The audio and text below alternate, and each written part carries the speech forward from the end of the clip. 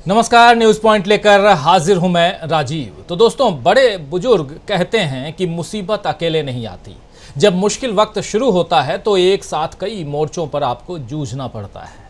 इस बार लग रहा है कि मोदी सरकार का कठिन वक्त चल रहा है, क्योंकि उसके लिए भी अच्छी खबरें अभी तक नहीं आ रही हैं। कर्नाटक में बुरी तरह क्यों हारे, अभी इस पर बीजेपी में मंथन चल ही रहा है। और मोदी जी के चेहरे पर चुनाव लड़ने के बावजूद हार का ठीकरा किसके सिर पर फोड़ा जाए, इस पर भी मंथन चल रहा है। जबकि कांग्रेस अब अगले चुनावों में जुट गई है और पीएम मोदी अगले महीने अमेरिका जाने वाले हैं। अब की बार ट्रंप सरकार का नारा शायद आपको याद होगा दोस्तों। अमेरिका में ही मोदी जी ने 2 साल पहले ये नारा लगाया था। अगर याद नहीं है तो ज़रा सुन लीजिए, सुनिए जरा। अब की बार ट्रंप सरकार, अब की बार। तो सुन रहे हैं आप, प्रधानमंत्री नरेंद्र मोदी अमेरिका में थे। अब की बार ट्रंप सरकार, लेकिन ट्रंप साहब जीत नहीं पाए और अब जो बाइडन की सरकार है वहां पे। और 2 साल बाद मोदी जी अब अमेरिका जाने वाले हैं। जून में उनकी यात्रा अमेरिकी राष्ट्रपति जो बाइडन के निमंत्रण पर होने वाली है। मोदी जी 21 जून को न्यूयॉर्क में एक योग कार्यक्रम में हिस्सा लेंगे और 22 जून को अमेरिकी राष्ट्रपति और उनकी पत्नी ने भारतीय प्रधानमंत्री यानी नरेंद्र मोदी के सम्मान में भोज का आयोजन किया है। ये राजनीतिक शिष्टाचार है दोस्तों, लेकिन पीएम मोदी को विश्व का सबसे प्रभावशाली नेता साबित करने में लगे लोग इसे भी वाहवाही के लिए इस्तेमाल कर सकते हैं। खैर, ये उनकी मर्जी, उनकी गाथा, उनकी कहानी। इसे प्रधानमंत्री के मित्र बराक और डोनाल्ड के बाद जो का मित्रवत भोज निमंत्रण कह सकते हैं उनके साथी। वैसे भी अमेरिकी राष्ट्रपतियों से प्रधानमंत्री की गहरी दोस्ती के किस्से गढ़े जाने से पहले एक नज़र उस नसीहत पर डाल लेना ज़रूरी होगा जो अमेरिका से एक रिपोर्ट के तौर पर आई है। दरअसल अमेरिका दुनिया भर में धार्मिक स्थिति का दस्तावेजीकरण करते हुए अंतर्राष्ट्रीय धार्मिक स्वतंत्रता पर अपनी वार्षिक रिपोर्ट जारी करता है। अंतर्राष्ट्रीय धार्मिक स्वतंत्रता की साल 2022 की रिपोर्ट अमेरिकी मंत्री एंथनी ब्लिंकन ने जारी की है, जिसमें साफ तौर पर कहा जा रहा है कि भारत में धार्मिक समुदायों को निशाना बनाया जा रहा है। ऐसा नहीं है कि पहली बार अमेरिका ने इस रिपोर्ट में भारत का जिक्र किया है। पिछले 4 सालों से इस रिपोर्ट में किसी न किसी तरह भारत में धार्मिक स्वतंत्रता में आ रही गिरावट को रेखांकित किया जा रहा है, लेकिन मोदी सरकार इसे अब तक खारिज करती आई है।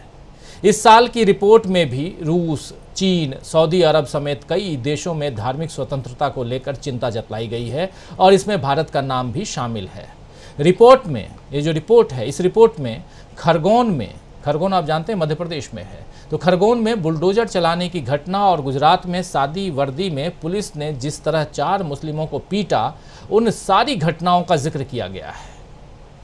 आप सब जानते हैं कि अमेरिका तो 4 साल से ऐसी ही रिपोर्ट देता आया है जिसमें भारत की छवि खराब होती दिख रही है। लेकिन इस बार इसकी टाइमिंग पर ज़रा ध्यान दीजिए, क्योंकि ये रिपोर्ट उस वक्त आई है जब पीएम मोदी जून में अमेरिका जा रहे हैं। रिपोर्ट में कमोबेश वही चिंताएं हैं जो कांग्रेस के पूर्व अध्यक्ष राहुल गांधी देश विदेश के अलग अलग मंचों पर हमेशा जतलाते आए हैं। पूरी भारत जोड़ो यात्रा में राहुल गांधी ने इसी नफरत की राजनीति का विरोध किया था, आप सबको बहुत अच्छी तरह याद है। और नफरत के बाजार में मोहब्बत की दुकान खोलने का जो जिक्र है, या अब जो दुकान खुलने की बात कही जा रही है कर्नाटक में, ये सब वही उसी नफरत की राजनीति के विरोध का ही एक कहें तो प्रमाण है। तो क्या अब अमेरिका से राहुल की चिंताओं का समर्थन किया जा रहा है? सवाल तो उठता है, क्या अमेरिका भी राहुल गांधी का समर्थन कर रहा है? सीधे शब्दों में कहें तो अगर समर्थन किया जा रहा है तो इसके क्या मायने हैं? क्या ये कांग्रेस के मजबूत होने का संकेत है? क्या इससे देश की भावी राजनीति में किसी बड़े बदलाव का अनुमान लगाया जा सकता है? ऐसे तमाम सवाल इस रिपोर्ट के आने के बाद उठने लगे हैं। रिपोर्ट कौन सी? धार्मिक स्वतंत्रता साल 2022 की रिपोर्ट अमेरिका ने जो जारी की है। इस बीच खबर यह भी है कि मोदी से पहले, जी हां, प्रधानमंत्री नरेंद्र मोदी से पहले राहुल गांधी अमेरिका जा रहे हैं और शायद इस बार बीजेपी राहुल की इस विदेश यात्रा को छुट्टी कहकर उनका मजाक नहीं उड़ा पाएगी। ऐसा क्यों कह रहा हूं? क्योंकि खबर है कि 31 मई को लगभग 10 दिन के लिए राहुल गांधी अमेरिका के दौरे पर जाएंगे और इस दौरान वो 4 जून को न्यूयॉर्क के मेडिसन स्क्वायर गार्डन में भारतीय समुदाय को संबोधित भी करेंगे। इस भारतीय समुदाय कहा जा रहा है कि 6,500 के लगभग लोग यहाँ इकट्ठा होंगे मेडिसन स्क्वायर पे। इसके अलावा राहुल गांधी कैलिफोर्निया की एक यूनिवर्सिटी के इवेंट में भी शामिल होंगे। तो और अलग अलग उद्योगपतियों और राजनेताओं से भी राहुल की मुलाकात होनी है। आपको याद दिला दूं कि राहुल के पिछले विदेश दौरे ने खूब राजनीतिक तूफान मचाया था।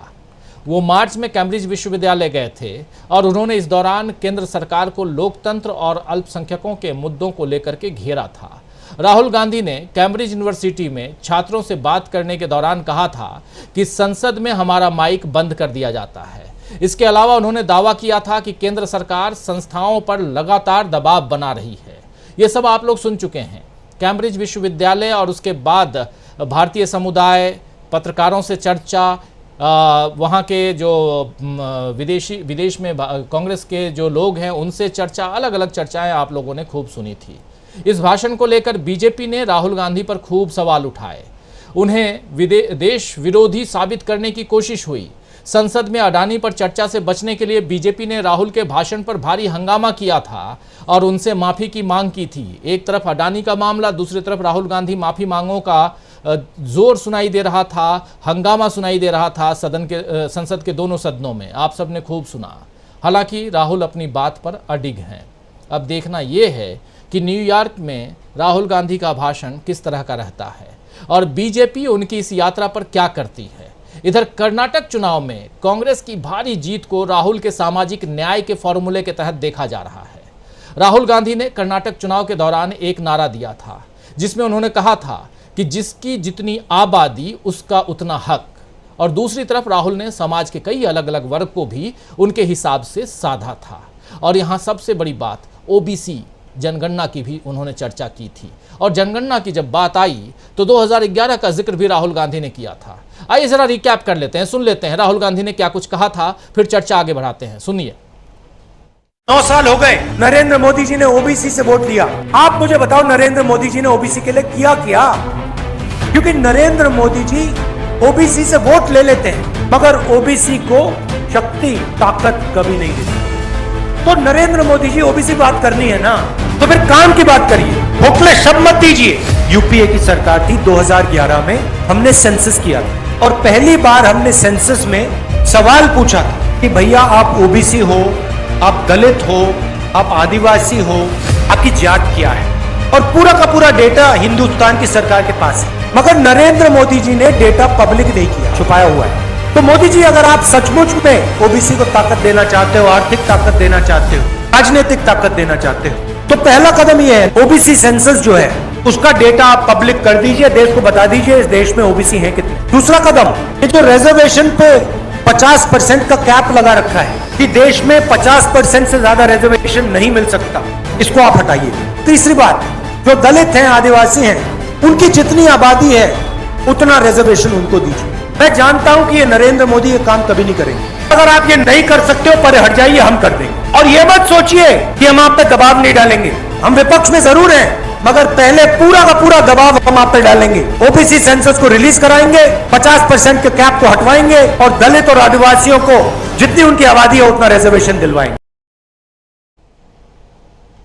तो सुना आपने, ये यहाँ रिकैप इसलिए कर रहा हूँ क्योंकि कर्नाटक के चुनाव के रिजल्ट को समझने में ये बहुत बड़ा योगदान दे सकता है, ये बहुत सहायक हो सकता है राहुल गांधी का ये भाषण, इसलिए यहाँ रिकैप करवा रहा हूँ। लेकिन इससे पहले मैं जिक्र कर रहा था कैम्ब्रिज विश्वविद्यालय में राहुल गांधी ने जाकर के जो स्वतंत्रता की बात की थी, माइक बंद करने की बात की थी, और यहीं से शुरुआत हुई थी हिंदुस्तान में राहुल के नाम पर कि राहुल गांधी माफ़ी मांगो। राहुल जी, आपने विदेश में जाकर देश का नाम जो है वो चौपट कर दिया है, आपने देश विरोधी अभियान छेड़ रखी है विदेश में जाकर के। क्या अभी फिर से छेड़ने वाला है? लेकिन उसको भी रिकैप कर लेते हैं कि कैम्ब्रिज विश्वविद्यालय में राहुल गांधी ने कहा क्या था। अंग्रेजी में है, आप सब समझते हैं इंग्लिश, थोड़ा सा उसको भी सुन लेते हैं, चर्चा आगे बढ़ाएंगे, समझेंगे कि यहाँ इन तमाम चीज़ों को अब की बार ट्रंप सरकार से लेकर ओबीसी, दलित, आदिवासी, इन सब का जिक्र हम यहाँ क्यों कर रहे हैं और साथ में कैम्ब्रिज क्यों पहुँच रहे हैं। जरा कैम्ब्रिज पहुँच लेते हैं, कैम्ब्रिज में क्या कुछ राहुल गांधी ने कहा था, सुनिए। I was actually invited to Cambridge University to give a talk there on Indian politics and global politics, which I did, and it was quite a nice atmosphere, nice talk. And I was thinking while I was speaking over there, that it's quite strange that an Indian political leader can give a talk in Cambridge University, Harvard University, but he can't give a talk in India, in a university in India. And the reason is that our government simply does not allow any idea of the opposition, any concept of the opposition to be discussed. Same happens in Parliament House. When there are important things that we need to speak about, demonetization, GST, the fact that the Chinese are sitting inside our territory, when we try to raise these questions, we're not allowed to raise them in the House. It's a fact. It's shameful, but it's true. And this is not the India that all of us are used to. Our country is an open country where we pride ourselves on our intelligence, respect each other's opinions, listen to each other, and that atmosphere has been destroyed. You can see the narrative in the media.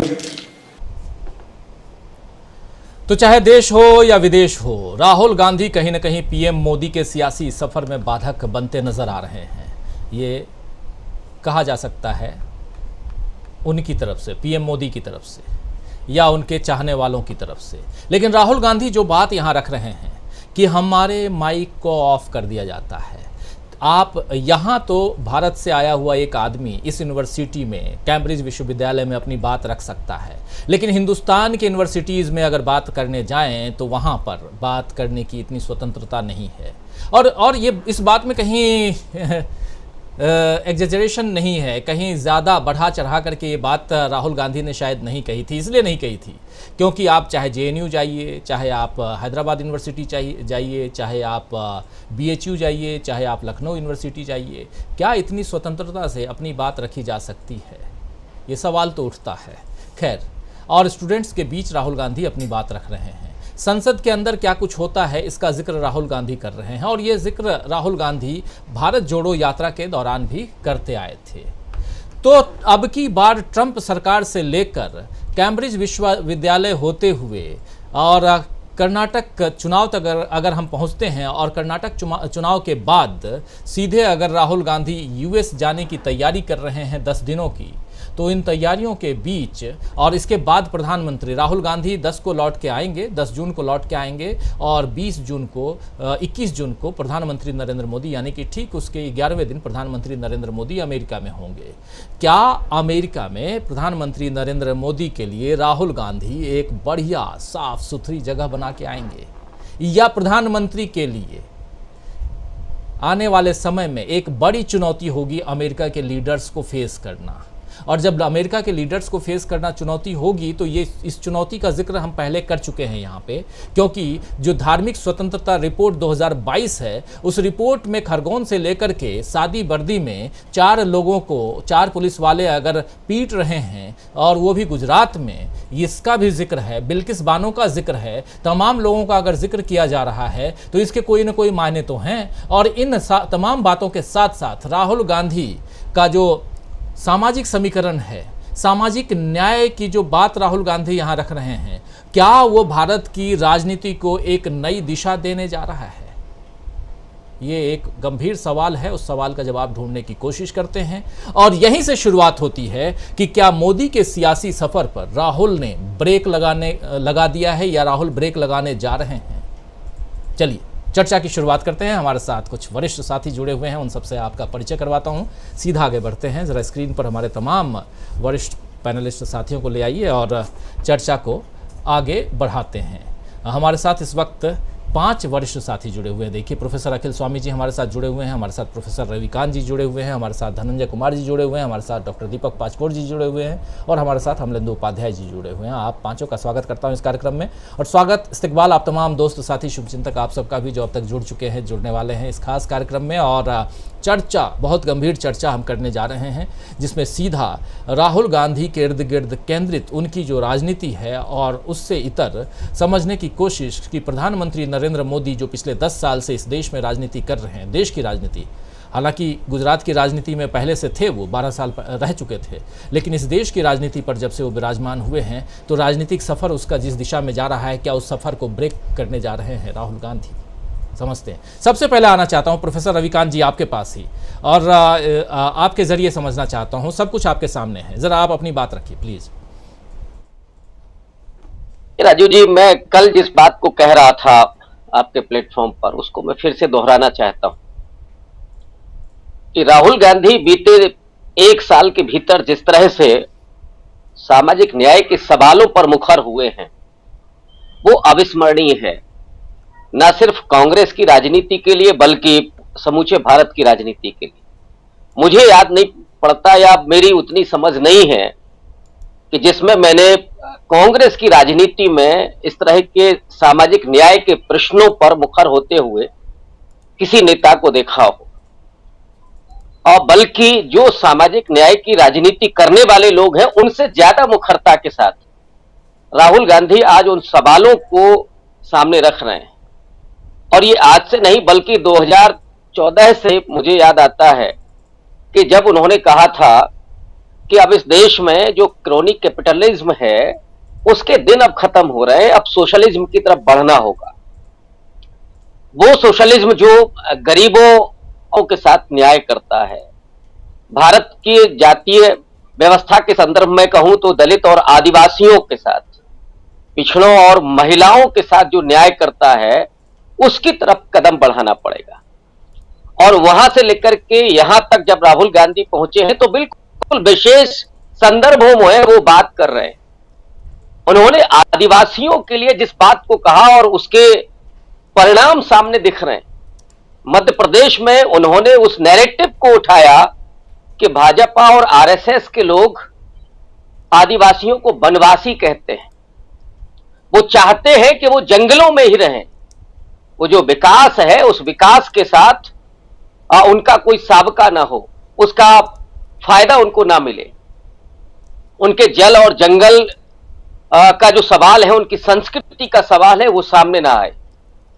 ये उसके बावजूद जब BJP ने माननीय राष्ट्रपति महोदया द्रौपदी मुर्मू जी को चुना और उसके बाद पूरे देश में आयोजन किए, सेलिब्रेशन किया, जश्न किया और आदिवासियों को बताया कि देखिए साहब, हमने आपका राष्ट्रपति बना दिया है, लेकिन सच्चाई तो सतपाल मलिक साहब ने खोल दी कि वहां कोई मिलने के लिए अगर जाना चाहे तो उसको पीएमओ से परमिशन लेनी होगी। और इतना ही नहीं, जो आदिवासियों की अपनी संस्कृति है, जब खुद द्रौपदी मुर्मू जी वो मंदिर में सफाई करते हुए और पूजा अर्चना करते हुए दिखी, तो आदिवासियों की अपनी संस्कृति है, वो प्रकृति की पूजा करने वाले, वो हिंदुत्वीकरण को नहीं पसंद करते। तो ये जो आदिवासियों का हिंदुत्वीकरण करने की कोशिश हुई और अपमान किया गया राष्ट्रपति जी का, उसके बदले में कर्नाटक में आदिवासियों की सारी सीटों पर सुपड़ा साफ हो गया भारतीय जनता पार्टी का। 15 में से 14 कांग्रेस पार्टी के पास है और एक जेडीएस के पास है। उसी तरह से दलितों को तो आप देखिएगा, मोदी जी उनके पैर तो धुल सकते हैं, लेकिन गटर में जिनकी मौत हो रही है उनके लिए वो इक्विपमेंट्स नहीं आ सकते हैं, मशीनें नहीं आ सकती हैं। ऊना में जो कांड हुआ और जो सो कॉल्ड गोरक्षक थे, वो उस बहुत सारे इसी बजरंग दल से जुड़े हुए थे जिसके बैन की बात कांग्रेस पार्टी ने की। उन पर जब लाठियां भांज रहे थे, उनको पीट रहे थे, तो मोदी जी ने लखनऊ में आकर के इतना भर कहा कि मेरे दलित भाइयों को मत मारिए, मुझे गोली मार दीजिए। क्या ये इतना बेबस और लाचार प्रधानमंत्री है या बहुत कूटनीति के तहत ये बात कर रहे हैं कि दलितों को न्याय नहीं मिलेगा? केवल अफसोस के ये शब्द मिलेंगे कि साहब उनको मत मारिए, हमको गोली मार दी। तो दलित ने उस बात को समझा। उसी गुजरात में जहां से प्रधानमंत्री जी आते हैं, ऊना जैसा कांड होता है। खुद मोदी जी ने अपने कर्मयोग नाम की किताब में जो लिखा, मैं उसको दोहराना नहीं चाहता, कि वो कहते हैं कि मल उठाना आध्यात्मिक सुख है। जहां ऐसी सोच हो, और मैं जानता हूं कि उनकी ये व्यक्तिगत सोच नहीं है, ये उनकी आइडियोलॉजी की सोच है। जिस आरएसएस के प्रचारक के तौर पर वो यहां तक पहुंचे हैं, उस आइडियोलॉजी में निहित है कि जो समाज है वर्ण और जाति के आधार पर विषमता युक्त, वो बना रहे, वो यथा स्थिति में रहे। लेकिन राहुल गांधी की जो परवरिश है, उनकी जो पढ़ाई लिखाई है और उनकी जो समझ है, वो समता, न्याय और बंधुत्व की है, जिन शब्दों को बाबा साहब अंबेडकर ने भारत के संविधान की प्रस्तावनाओं में नेहरू जी के साथ विमर्श करके रखा था कि इस देश को और समाज को बंधुत्वता की आवश्यकता है, फ्रेटर्निटी की आवश्यकता है। राहुल गांधी उस तरफ लगातार बात कर रहे हैं। इस देश में सुप्रीम कोर्ट भी कह चुका है कि बिना जातीय आंकड़ों के हमें फैसले लेने में दिक्कत होती है। आप नीतियां अगर बनाना चाहते हैं तो जिस तरह का भारतीय समाज है उसमें वंचितों के लिए जो नीतियां बनानी है तो उसमें आपको आंकड़े चाहिए। लेकिन ये पार्टी वादा करने के बाद भी मुकर गई और राहुल गांधी कह रहे हैं कि वो आंकड़े उपलब्ध है, आपको और उनको नुमाया करने में, आपको उनको जाहिर करने में क्या प्रॉब्लम है। ये प्रॉब्लम है कि जो यथास्थितिवाद है, जो आप चाहते हैं, वो कहीं बाहर ना आ जाए। आप उसको कहते हैं कि ये जाति की राजनीति होगी, लेकिन सच्चाई ये है कि अगर आपको इस देश में सामाजिक न्याय करना है तो आपको वो आंकड़े चाहिए। दूसरा बहुत महत्वपूर्ण बात कही राहुल गांधी ने कि दलितों और आदिवासियों को उनकी जनसंख्या के अनुपात में पिछले 70-75 साल में जो आबादी बढ़ी है दलितों की, और मुझे लगता है कि ये आज तक मैंने राहुल गांधी के अलावा किसी दलित और किसी पिछड़े नेता से भी नहीं सुना कि जो आबादी बढ़ी है 1-2%, उसके अनुसार उनका रिजर्वेशन भी बढ़ना चाहिए और उसके लिए 50% की कैपिंग हटाइए। इतनी मुखरता के साथ सामाजिक न्याय के सवाल पर राहुल गांधी इस देश में आवाज दे रहे हैं और इसीलिए मैं कल कह रहा था कि वे सामाजिक न्याय की राजनीति के नए आइकॉन की तरह उभर रहे हैं। और कल को जब इतिहास लिखा जाएगा इस वक्त का, तो जाहिर तौर पर राहुल गांधी शीर्षस्थ लोगों में होंगे जिन्होंने दलितों, आदिवासियों, पिछड़ों, महिलाओं, जब रायपुर के अधिवेशन में कांग्रेस पार्टी ने अपने पार्टी के भीतर 50% आरक्षित इन पदों के लिए किया पार्टी के भीतर, तो ऑब्वियस है कि वो सरकार में ऐसे पदों पर जहां पर नीतियां बनती है, वो सिर्फ मुखौटे नहीं, मोदी जी की कैबिनेट में भी अलग अलग जातियों के तमाम नेता हैं, तमाम मिनिस्टर्स हैं। लेकिन जरा पूछिए आप कितने नेताओं को, मिनिस्टर्स का नाम जानते हो? सच्चाई यह है कि वे मिनिस्टर्स केवल और केवल वो रबर स्टैंप पे हैं, काम तो पीएमओ से होता है, ये जग जाहिर है। तो राहुल गांधी की जो राजनीति है वो इस देश में सच्चे अर्थों में सामाजिक न्याय की, जहां नीतियों में भी उनका हस्तक्षेप हो, और जो उसी तरह से ठीक जैसे गांधी जी ने नेहरू और पटेल को कन्विंस किया था कि प्रारूप समिति का अध्यक्ष अंबेडकर साहब को बनाया जाना चाहिए, क्योंकि न्याय इस देश में वे ही वंचित जातियां कर सकती हैं, समूचे इसे खुद भोगा है उसको। और गांधी जी के शब्दों में तो अंतिम व्यक्ति के आंखों से आंसू वही व्यक्ति पहुंच सकता है जो स्वयं उस वंचना का शिकार रहा हो।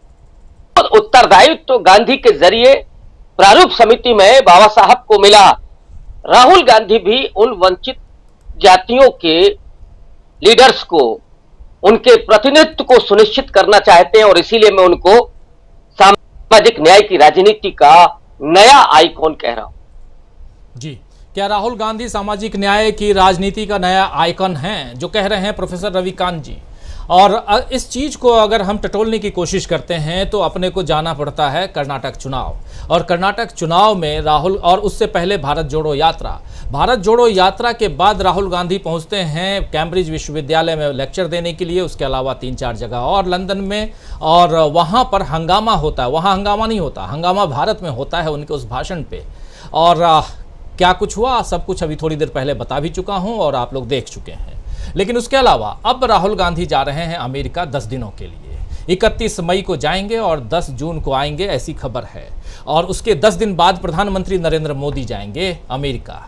और इस बीच कल ही जब यहाँ दिन होता है तो वहाँ रात होती है अमेरिका में। तो कल रात को जब हम सो रहे थे तो दिन में वहाँ अमेरिका में एक रिपोर्ट जारी हुई, धार्मिक स्वतंत्रता रिपोर्ट 2022, और उस रिपोर्ट में भारत का जिक्र अलग अलग मसलों पे, उसमें भी भारत में धार्मिक स्वतंत्रता कितनी खराब होती जा रही है, गिरती जा रही है, भारत में कैसे दलितों को, वंचितों को, आदिवासियों को और ऐसे लोगों का दमन हो रहा है, वो उसमें बताया गया है। और क्या ये रिपोर्ट जब सामने है और प्रधानमंत्री और जो बाइडेन आमने सामने बैठेंगे तो पत्रकारों के बीच जब चर्चा होगी तो ऐसे सवाल आएंगे। पत्रकार सवाल पूछें ना पूछें, लेकिन प्रधानमंत्री के दिमाग में तो कुछ सवाल ज़रूर होंगे और उन सवालों से बचने की कोशिश भी शायद करें, क्योंकि कुछ ऐसे बचते बचाते प्रधानमंत्री नरेंद्र मोदी जर्मनी में दिखाई दिए थे, जहां पत्रकारों से छुपते छुपाते प्रधानमंत्री आगे बढ़े थे। खैर, ये एक पिक्चर है जो आने वाले समय में आप लोगों के सामने आ सकता है, उसको एज्यूम कर रहे हैं। लेकिन दूसरी तस्वीर है वो ऐसी है जिसमें राहुल गांधी ओबीसी, दलित, आदिवासी इन सब का जिक्र कर रहे हैं, जिसके बारे में अभी हम सुना रहे थे और जिस के बाद प्रोफेसर रविकांत जी अपनी बात रख रहे थे, जिसमें सामाजिक न्याय की बात आ रही थी।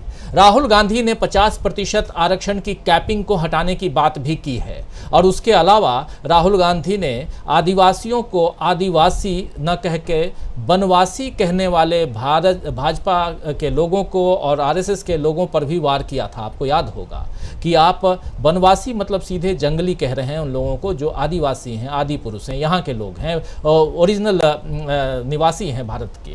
क्या राहुल गांधी एक उस भारत की राजनीति को उस दिशा में ले जा रहे हैं जहां सामाजिक न्याय के बारे में सोचा जा सकता है? सोसाइटी को फिर से डेवलप करने की बात क्या राहुल गांधी सोच रहे हैं?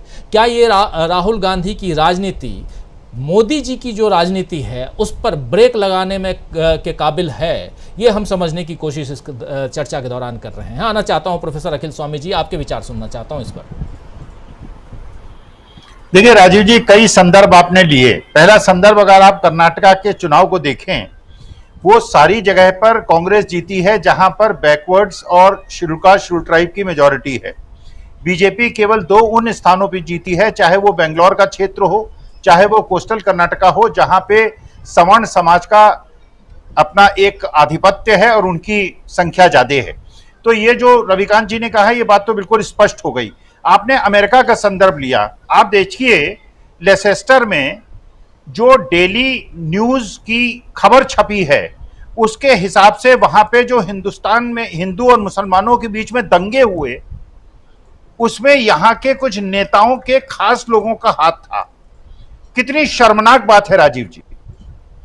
हमारे देश की प्रतिष्ठा जो हमारे देश में हमारे पूर्वजों ने और पुरखों ने तपस्या करके बनाई थी कि ये गांधी, बुद्ध और महावीर का देश है, उस देश की ऐसी छवि पूरे विश्व में बन रही है कि यहां बैठे हुए नेता न केवल हिंदुस्तान में हिंदू और मुसलमान के दंगे करा रहे हैं, बल्कि ब्रिटेन में भी हिंदू मुसलमान के दंगे करा रहे हैं। इसका माने पूरे विश्व में हिंदू मुसलमान के बीच में जो वैमनस्य इन्होंने पैदा कर दिया है और ऐसी जगहों पे पैदा कर दिया है जहां पे हिंदू माइनॉरिटी में हैं, तो वास्तविकता इन्होंने हमारे हिंदू समाज के लोगों को खतरे में डाल दिया है। क्योंकि ये जो नैरेटिव अभी तक सीमित था, ये जो जहर अभी तक सीमित था हिंदुस्तान में, ये जहर पूरे विश्व में फैल गया है।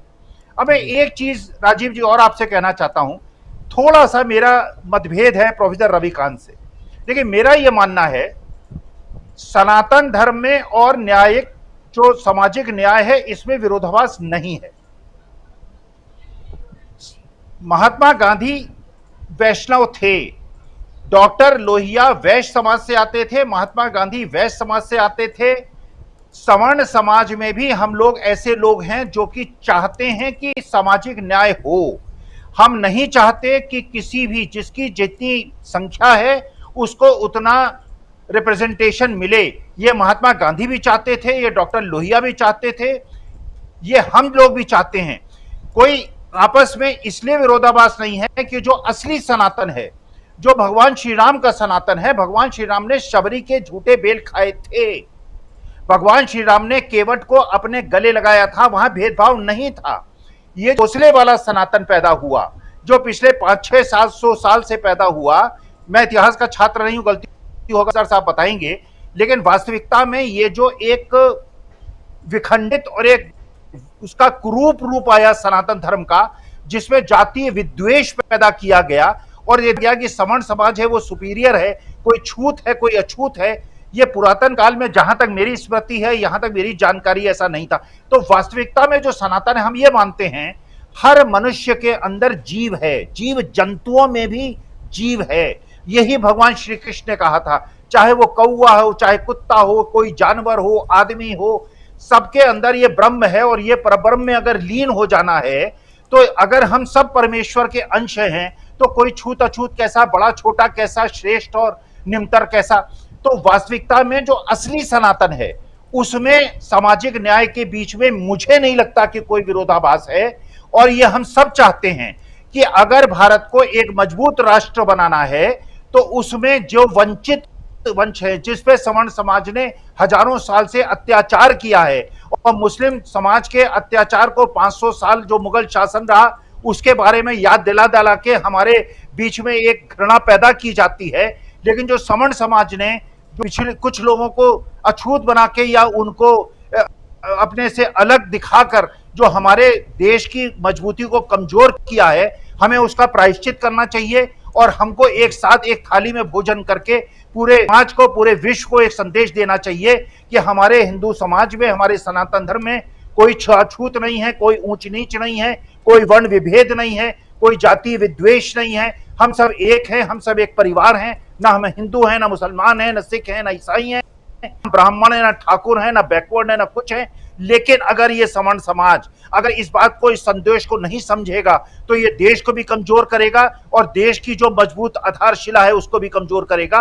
तो मैं केवल ये कहना चाहता हूं, सनातन धर्म में और जातीय जो हमारा न्याय है इसके बीच में कोई विरोधाभास नहीं है। हम चाहते हैं कि जो समाज जिसका शोषण हुआ है उसको हर तरह से हम बराबर और हमारे साथ, और किसी प्रकार का कोई विद्वेष सामाजिक हित में भी नहीं है, राष्ट्र हित में भी नहीं है, और हमारी विश्व में जो छवि है उसके हित में भी नहीं है। राजीव जी, विश्व में जो हमारी छवि है उसके हित में भी नहीं है। विश्व गुरु बनने जा रहे थे, हम क्या बन गए हैं, ये भी एक बड़ा सवाल है। और क्या 22 जून को जब प्रधानमंत्री नरेंद्र मोदी जो बाइडेन से मिलेंगे तब विश्व गुरु का सर्टिफिकेट लेके आएंगे क्या उनसे, ये भी एक बड़ा सवाल है, क्योंकि शायद वहाँ सर्टिफिकेट मिल जाए। लेकिन आना चाहता हूँ प्रशांत टंडन जी आपके पास। बहुत कुछ खबरें कल से लेकर के आज तक, अमेरिका से लेकर इंडिया तक, और इस बीच खबर ये आई कि राहुल गांधी भी अब अमेरिका जा रहे हैं, 1-2 दिन के लिए नहीं बल्कि पूरे 10 दिन के लिए। और उससे पहले कर्नाटक चुनाव अभी ख़त्म नहीं हुआ है, क्योंकि अभी तक मुख्यमंत्री के नाम की घोषणा, जब तक ये कार्यक्रम हम कर रहे हैं, शायद अभी तक नहीं हुई है। हालांकि हम सबको पता है कि मुख्यमंत्री सिद्धारमैया बनने जा रहे हैं, इसमें भी 2 राय नहीं है। मुख्यमंत्री सिद्धारमैया बनने जा रहे हैं और आखिर अपनी जो प्रक्रिया होती है वो प्रक्रिया चल रही है कांग्रेस के अंदर। कल भी इस पर हम लोग चर्चा कर रहे थे प्रशांत जी। और लेकिन जो पिट्ठू मीडिया है वो लगा हुआ है किसी भी तरह करके जो हाल हम राजस्थान में देख रहे हैं वो हाल किसी भी ढंग से कर्नाटक में हो जाए, उसको क्रिएट करने में। छोड़िए वो उनकी बात, लेकिन यहाँ दूसरी बात यह है कि कर्नाटक से ही शुरुआत करना चाहता हूँ। राहुल गांधी केंद्रित हम बात करना चाहते हैं और उसमें भी ये समझना चाहते हैं कि क्या राहुल गांधी ने अपनी राजनीति की एक दिशा तय कर ली है, जिस दिशा में सामाजिक न्याय, सोशल जस्टिस जो है वो सबसे ऊपर है। ज़रा इस यहाँ से आपकी बात भी थोड़ा आगे, अपनी बात आगे बढ़ाइए। जी राजीव जी, राहुल गांधी ने पहली बार स्टेट के इलेक्शन अपनी लीडरशिप में या अपने इनिशिएटिव से नहीं जीते हैं। वो प्रेसिडेंट रहते हुए भी 3 बड़े राज्यों के चुनाव उनके समय में कार्यकाल में जीते गए थे। लेकिन इस बार जो चुनाव जीता गया है कर्नाटक का, वो एक बिल्कुल नए एक्सपेरिमेंट के साथ जीता गया है।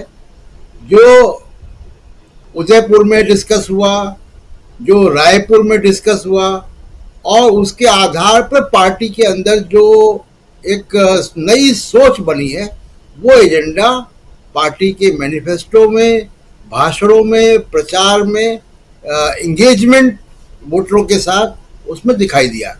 अब ये क्या है, और 3 लेयर्स में राहुल गांधी इसको कर पाए।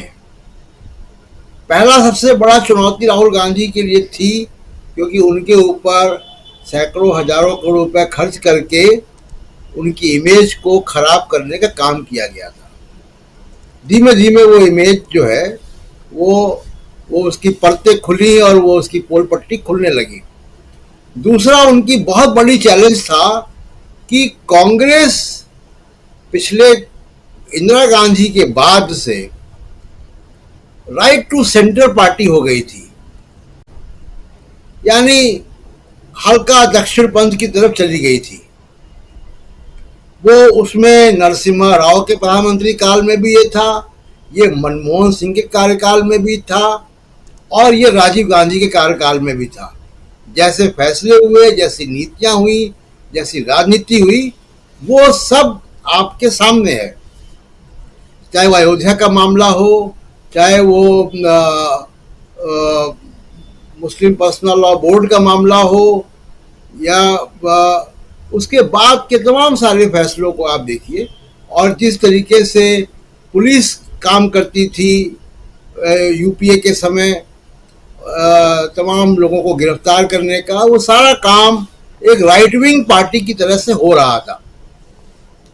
राहुल गांधी ने सबसे पहला काम तो ये करना शुरू किया कि कांग्रेस के अंदर जो कांग्रेस की वास्तविक जमीन थी, उस तरफ लोगों को, कांग्रेस को लाना शुरू किया।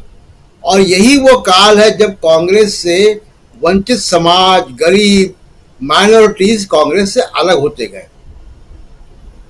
अब राहुल गांधी लगभग मैं कहूंगा कि उस पार्टी को वहां एक ले आए हैं। हालांकि पार्टी में अभी भी मैं कहूंगा कि जो खुराफाती जीव हैं वो हैं बचे हुए। कभी G23 आता है, कभी PFI बजरंग दल मैनिफेस्टो में पीछे के दरवाजे से घुस जाता है, ये है। लेकिन कमोबेश राहुल गांधी इसमें कामयाब रहे कि उन्होंने पार्टी को उस जमीन पर लाने में कामयाबी हासिल की है जहां पार्टी इंदिरा गांधी के समय थी। अब वो नीतियां बन रही उसी हिसाब से। तो जब पार्टी को वहां लाए तब वो घोषणा कर पाए कि जातिवार जनगणना में राष्ट्रीय पार्टी, पहली बार एक राष्ट्रीय पार्टी आई और उसने कहा कि हमें जातिवार जनगणना चाहिए। पहली बार कांग्रेस की तरफ से यह आवाज आई कि 50% की सीलिंग नहीं चलेगी, 75%। ये सामाजिक न्याय का बड़ा एजेंडा था, जिसमें वो भाषा, सबसे बड़ी बात है कि भाषा का मुहावरा कि जिसकी जितनी भागीदारी, जिसकी जितनी आबादी उतनी, जिसकी जितनी संख्या भारी उतनी उसकी भागीदारी, काशीराम का नारा था। उसको उन्होंने दूसरे शब्दों में, लेकिन वही मतलब निकाल के एक नारा उन्होंने दिया। ये आसान काम नहीं है। ये नारा देना कोई केवल शब्दों का मामला नहीं है। हम लोग जमाने सुनते आए कि कांग्रेस एक ब्राह्मण बाहुल पार्टी है, तो उत्तर प्रदेश में कमलापत त्रिपाठी जैसे तमाम सारे बड़े बड़े ब्राह्मण नेता वहां से हुए। तो ये कांग्रेस के अंदर बदलाव है, और ये 21st सेंचुरी की डिमांड है। जब प्राइम मिनिस्टर ने अपनी कैबिनेट बनाई 30 लोगों की, उसमें 15 महिलाएं थी, ट्यूडोर ने, तो उनसे पत्रकारों ने सवाल पूछा कि आपके में आधी महिलाएं क्यों हैं? तो उनका बड़ा सीधा सा जवाब था, क्योंकि हम 21st सेंचुरी में हैं। तो 21st सेंचुरी की जो पॉलिटिक्स है वो बिना इंक्लूजन के नहीं हो सकती, पहली बात। दूसरी बात कि क्यों जरूरी है, क्यों राष्ट्रहित में है। आप देखिए, हम लगातार रोना रोते हैं, हमको मेडल्स नहीं आते, हमारे यहाँ इनोवेशंस नहीं होते, हमारे यहाँ IITs हैं लेकिन गूगल बाहर से बनता है, हमारे यहाँ इंजीनियरिंग कॉलेजेस हैं लेकिन माइक्रोसॉफ्ट बाहर का है, कंप्यूटर बाहर बनते हैं, माइक्रोचिप बाहर की है। तो ये सारा जो रोना हम रोते हैं कि हमारे लोगों को नोबेल प्राइज नहीं मिलता, हमारे यहाँ आविष्कार नहीं होते, हमारे यहाँ मेडिसिन नहीं बनती, नहीं, ये जो रोना है ये क्यों है? वो रोना इसलिए है राजीव जी कि हमारा टैलेंट पूल ही जनसंख्या के 10% का हिस्सा है। टैलेंट पूल में 90% लोग तो है ही नहीं। तो अगर आप मान लीजिए कि आपके देशबंधु ग्रुप को 10 रिपोर्टर चाहिए तो 100 बायोडेटा आएंगे तो आपको अच्छे रिपोर्टर मिलेंगे कि 1000 बायोडेटा आएंगे तब अच्छे रिपोर्टर मिलेंगे? जाहिर सी बात है कि 1000 बायोडेटा आएंगे तब आपको अच्छे रिपोर्टर मिलेंगे, चॉइस बड़ी होगी आपकी।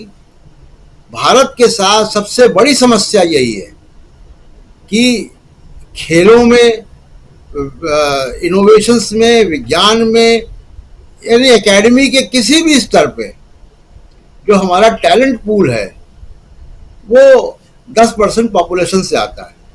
हम लोग लगातार एक बात करते हैं और आप अभी भी बात कर रहे थे गोदी मीडिया की। ये गोदी मीडिया कौन है? ये इसी 10% पूल का 90% है वहां पे, इसलिए वो गोदी मीडिया है, इसलिए उनके नैतिकता की कमी है, इसलिए पत्रकारिता के मानदंड उनके यहां नहीं लागू हो पाते।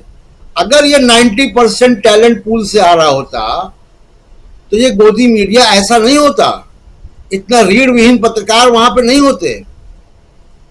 इसलिए जरूरी है ये एजेंडा सोशल जस्टिस का और इंक्लूजन का। और अभी राहुल गांधी अमेरिका जा रहे हैं तो वहां बात होगी। अमेरिका में भी ये गूगल में, माइक्रोसॉफ्ट में, ट्विटर में, फेसबुक के दफ्तरों में ये बातें हो रही हैं। वहां पे डिस्क्रिमिनेशन, कास्ट डिस्क्रिमिनेशन, भारत का जो समाज का, उसके प्रति उनके स्टाफ को सेंसिटाइज करने के लिए लोग बुलाए जाते हैं भाषणों के लिए। और जो इस बीमारी का उद्गम स्थल है वहां पे ये नहीं हो रहा है। पिछले दिनों अमेरिका में एक संस्थान है इक्वलिटी लैब। इक्वलिटी लैब के लोग गूगल में गए प्रेजेंटेशन देने, क्योंकि वहाँ भारतीय मूल के लोग भी काम करते हैं, कि ये जातिवाद है क्या, और वहाँ के स्टाफ को सेंसिटाइज कर रहे हैं। अमेरिकन यूनिवर्सिटीज जातिगत भेदभाव को रेशियल भेदभाव के तौर पर मानने के कानून बना रही हैं। यूनिवर्सिटी ऑफ कैलिफोर्निया ने बना दिया है। भारत में ये नहीं हो रहा है। एक बात। दूसरी बात कि अब ये तो नई राजनीति कर्नाटक से जो उभरी है वो अब देश में पूरे जाएगी। ऐसा नहीं कि ये कोई कर्नाटक की सीमाओं में रुक जाएगी, ये तो पूरे भारत में ही जाएगी बात। दूसरी बात की एक छोटी सी बात मैं कहूंगा, फिर उसके बाद अगले राउंड पे आऊंगा तो लंबी चर्चा उस पर करेंगे। अमेरिका की जो रिपोर्ट आई है रिलीजियस फ्रीडम कमेटी की, बहुत गंभीर है वो, और उसमें अदालत के फैसलों तक का भी जिक्र है। हर साल ये रिपोर्ट आती है। अभी आप शुरुआत में बता रहे थे, मैं हर साल रिपोर्ट पढ़ता हूं, वो सारी रिपोर्ट मेरे पास हैं भी। इस बार जो रिपोर्ट आई है बहुत कड़े शब्दों का इस्तेमाल किया गया है। और दूसरी बात कि उनके स्टेट डिपार्टमेंट जो विदेश मंत्रालय है उसने उस रिपोर्ट को इंडोर्स करा है और ये कहा है कि हम भारत सरकार से बात कर रहे हैं इस बारे में। यहां तक जिक्र है, आप बता भी रहे थे कि सादी वर्दी में गुजरात में पुलिस वालों ने माइनॉरिटीज के लोगों को के साथ मारपीट की। इतनी डिटेल तक वो रिपोर्ट गई है। जाहिर सी बात है कि वो बिल्किस बानो का मुकदमे की बात है। उसमें जुडिशरी के तमाम और फैसलों के बारे में बात है जहां पर न्याय नहीं मिल रहा है माइनॉरिटी के लोगों को। लिंचिंग की बात है, बुलडोजर की बात है। बुर्का या हिजाब के ऊपर विवाद हुआ उसकी बात है। इतना डिटेल स्टडी करके अगर उन्होंने रिपोर्ट की है तो आप समझ लीजिए कि ये नरेंद्र मोदी के एजेंडा पे जाएगा टेबल पे जब जो बाइडेन नरेंद्र मोदी बात करेंगे। और ये कहना कि अमेरिका को हथियार बेचने हैं, अमेरिका को बाजार देखना है तो ये सब ये किनारे कर देगा, नहीं।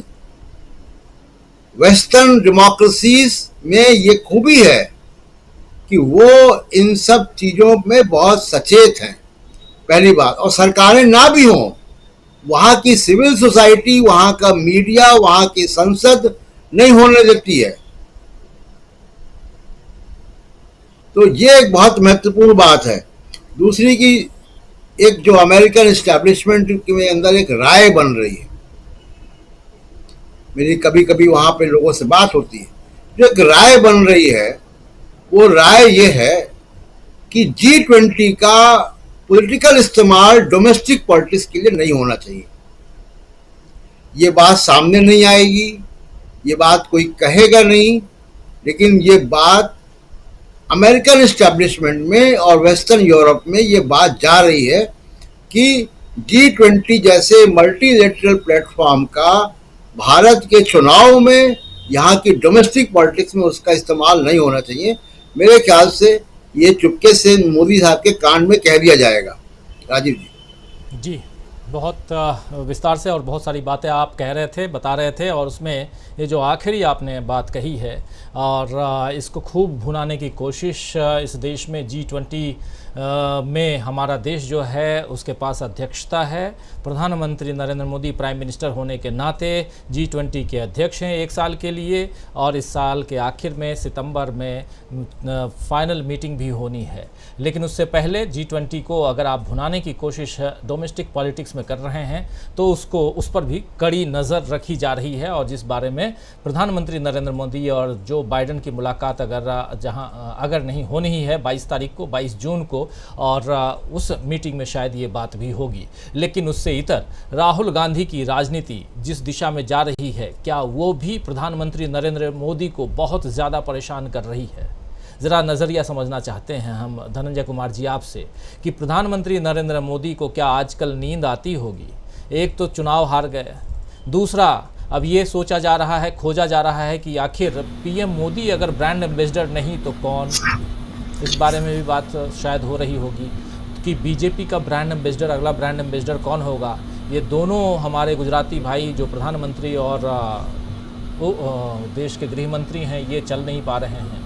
और आगे जो चुनाव है वो बहुत ही कठिन है, बहुत मुश्किल चुनाव हैं, जिसमें 4 राज्य तो बहुत ही मुश्किल हैं। तेलंगाना में केसीआर छोड़ने वाले नहीं हैं, और ये जो 3 राज्यों में से 2 राज्य में कांग्रेस छोड़ने वाली नहीं है। बच गई एक छीनी हुई सरकार मध्य प्रदेश की, वहाँ पर ऐसा कहा जा रहा है कि शिवराज सिंह चौहान अपने बिल्कुल आखिरी दिन गिन रहे हैं। और ऐसे में आखिरी दिन पॉलिटिक्स की बात कर रहा हूँ, सरकार की बात कर रहा हूँ, ऐसा कर रहे हैं, गिन रहे हैं, तो फिर तो बहुत मुश्किल समय आने वाला है। और ऐसे में ब्रांड एम्बेसडर की कमी तो है ही। क्या राहुल गांधी जिस राह पे चल रहे हैं यहाँ झटके ही झटके हैं? आपका नज़रिया, क्योंकि महाराष्ट्र भी उसमें बहुत आगे है। धनंजय जी। देखिए, जो अभी प्रशांत भाई बोल रहे थे कि अमेरिकन रिपोर्ट में इस तरह की बातें हो रही है, हम सब जानते हैं कि वो जो बातें हो रही है कोई छुपी हुई बातें नहीं है, वो हम सब देख रहे हैं। वो हम सब देख रहे हैं। हमारे अखबार भले या हमारे गटर मीडिया है वो भले हमें नहीं दिखाता है, लेकिन बाकी लोग देख रहे हैं, अनुभव खुद कर रहे हैं। और दूसरे तरीके से जो सोशल मीडिया पे जो एक पैरेलल मीडिया खड़ा हुआ है वो भी दिखा रहा है। विपक्ष के लोग भी बोल रहे हैं, राहुल गांधी भी लगातार बोल रहे हैं, और दूसरी पार्टियों के लोग भी बोलते रहे। तो वो सच तो सबके सामने है।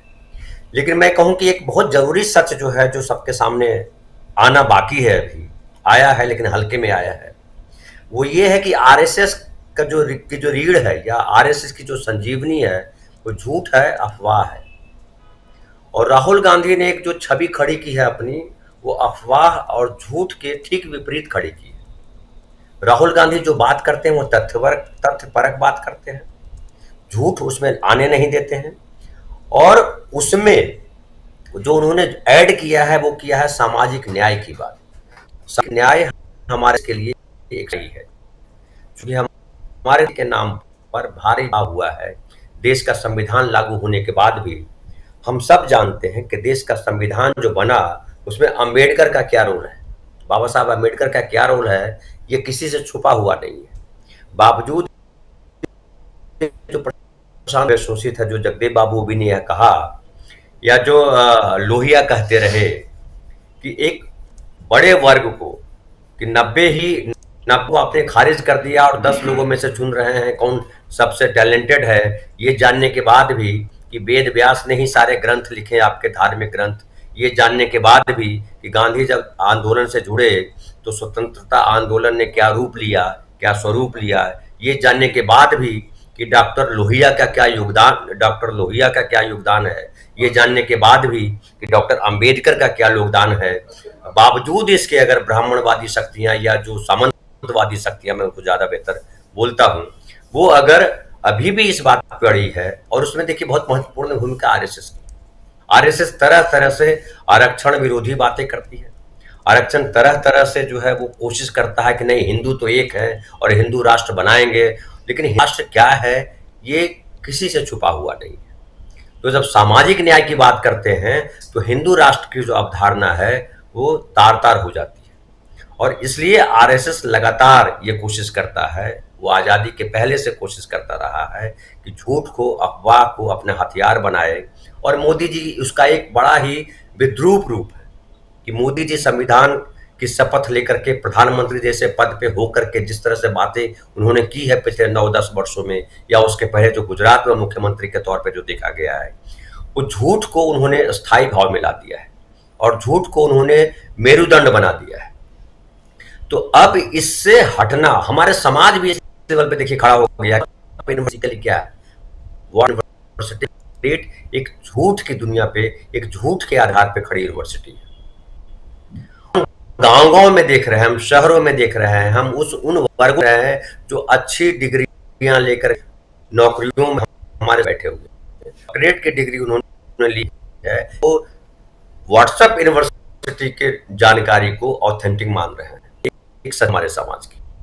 और एक ये धारणा बन के नेता वो होता है जो झूठ बोलता है, लेकिन राहुल गांधी इस तरह तोड़ रहे हैं कि नेता वो नहीं झूठ है, नेता वो होता है जो तथ्य की बात करता है।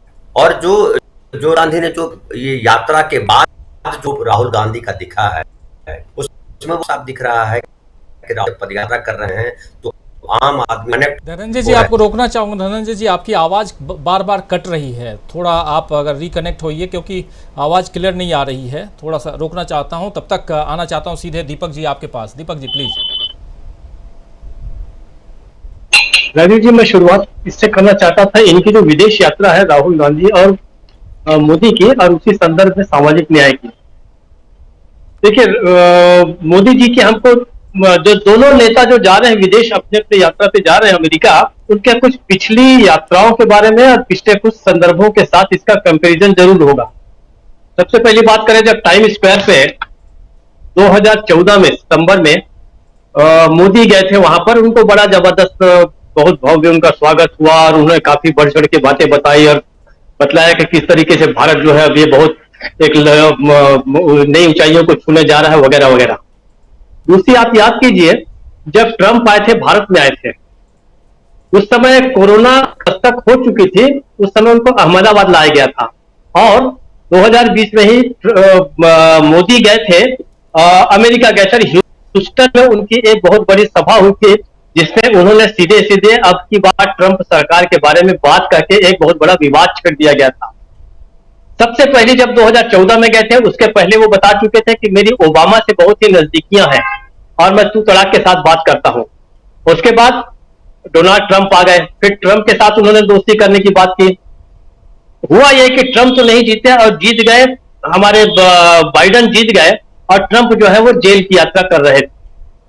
इन परिस्थितियों में बाइडन को वो कैसे डील करेंगे, ये देखने वाली बात होगी। व्यक्तिगत रूप से भी एक देश दूसरे देश के राष्ट्राध्यक्ष से किस प्रकार से बात करेंगे, ये देखने की बात होगी।